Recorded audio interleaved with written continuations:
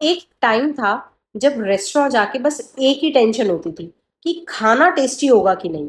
But आज की date में ऐसा लगता है कि ये खाना एडिबल भी है कि नहीं, क्योंकि पिछले कुछ महीनों में इंडिया में फूड सेफ्टी को लेके इतना कुछ हो गया है ना कि रेस्टोरेंट जाके मेन्यू से ज्यादा एफएसएसएआई के रेगुलेशंस पढ़ने का मन करता है। और इस पूरी स्टोरी में सबसे बड़ा रोल है नए एफडीए कमिश्नर महाराष्ट्र के तुकाराम मुंडे का, क्योंकि ऐसा लग रहा है उनके चार्ज लेते ही महाराष्ट्र के सारे किचन, सारे रेस्टोरेंट वालों को याद आ गया कि अरे भाई किचन भी तो साफ करनी थी। तुकाराम मुंडे ने 2026 मई में चार्ज लिया और एफडीए ने 3000 से ज्यादा रेडें मारी। सिर्फ छोटे टी स्टॉल्स और खाने के स्टॉल्स नहीं, स्ट्रीट फूड्स नहीं, बड़े बड़े चेन्स मैकडोनल्ड्स, डोमिनोज, पिज्जा हट भी इस रेड के दायरे में आए।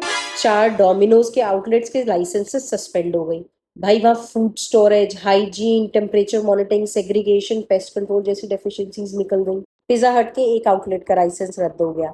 एक मैकडोनल्ड्स के आउटलेट में एफडीए ने लाइव कॉकरोच एक्टिविटी निकाल ली और रॉटिंग फूड भी रिपोर्ट हुआ। अगर आपको ये लगता है कि फूड सेफ्टी और हाइजीन इशू सिर्फ रोड साइड वेंडर्स के पास है, तो भाई साहब न्यूज़ देखो। अंदाज दिल्ली और जेडब्ल्यू मैरियट एरोसिटी कि एफएसएसएआई इंस्पेक्शन के बाद सीरियस हाइजीन और फूड सेफ्टी डेफिशिएंसीज रिपोर्ट हुई हैं। एक्सपायर्ड मिठाइयाँ, केक, ब्रेड्स, दोनों होटल्स में 59 deficiencies including labelling issues, storage issues, pest, sanitation, सब चीजों को मिला के इतने सारे इश्यूज रिपोर्ट हुए। Both are super duper 5 star hotels. हमेशा लगता था कि एक अच्छे रेस्टोरेंट, एक बड़ी चेन में खाना खाने जाओ अगर आपको हाइजीन बहुत ज्यादा पसंद है।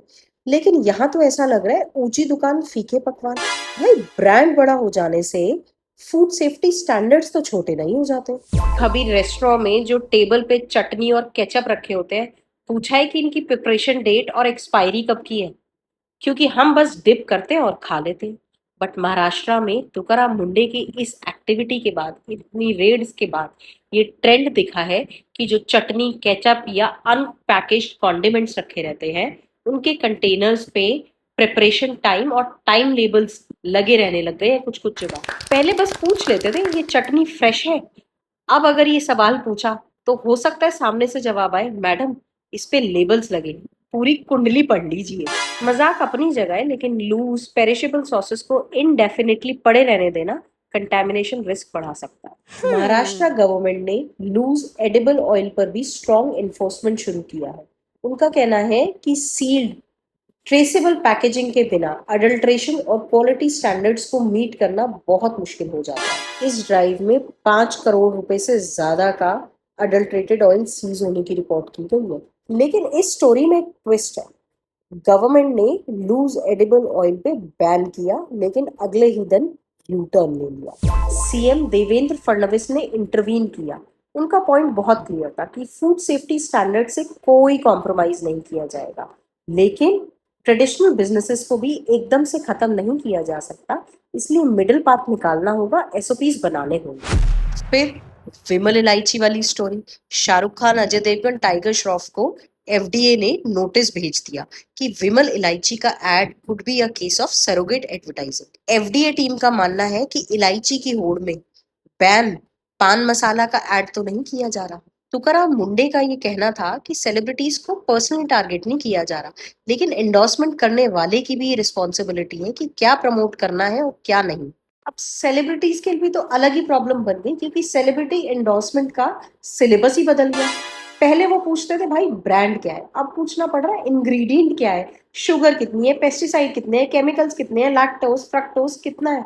वो कह रहे हैं यार 12th में मेरी केमिस्ट्री से दुश्मनी थी, अब तुम कह रहे हो फूड साइंस पढ़ो। इन सब इंसिडेंसेस से न्यूट्रिशन और डाइटिशियंस के लिए मेरे हिसाब से एक नई करियर स्ट्रीम निकलती हुई नजर आ रही है, क्योंकि जितने भी सेलेब्स किसी भी फूड प्रोडक्ट को एंडोर्स करने का सोचेंगे, पहले हायर करेंगे एक न्यूट्रिशनिस्ट डॉक्टर को कि भाई ये बता दो कि ये ब्रांड सही भी है कि नहीं। सच में यार पैकेज फूड खाने में, रेस्टोरेंट जाके खाना खाने में बहुत हिचक होने लग गई है, क्योंकि स्टोरीज ही खत्म नहीं हो रही।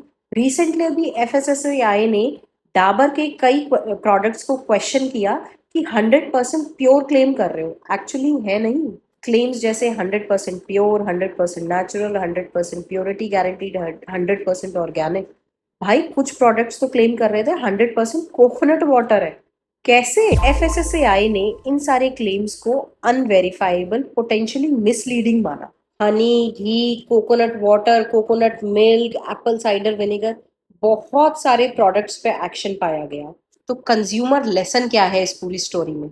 कि अगर पैकेट पे लिखा हो 100% प्योर, तो पूछो, समझो, 100% प्योर कैसे? तो तुकाराम मुंडे की रेट्स देखकर मजा तो बहुत आ रहा है।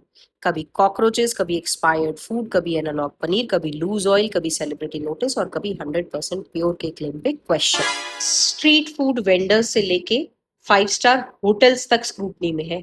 असल में ऐसा लगता है कि आजकल इंडिया का फूड इकोसिस्टम ट्रांजिशन में है। केचप की बॉटल से सेलिब्रिटी एडवर्टाइजमेंट तक, पनीर से लेके मसाले तक, हर जगह एक ही सवाल है कि क्या आप जो बेच रहे हो वो वही है जो आप कह रहे हो? As a consumer it is our responsibility कि हम 100% प्योर देखकर वाव ना बोले, पूछे 100% का प्रूफ कहाँ है। चटनी देखकर ये ना पूछे कि फ्रेश है, हम पूछे डेट एंड टाइम स्टिकर कहाँ है। क्योंकि शायद नई फूड सेफ्टी रेगुलेशंस यही है कि बाद में पूछो कि इसका टेस्ट कैसा है, पहले पूछो क्या ये फूड सेफ्टी स्टैंडर्ड्स को मीट करता है।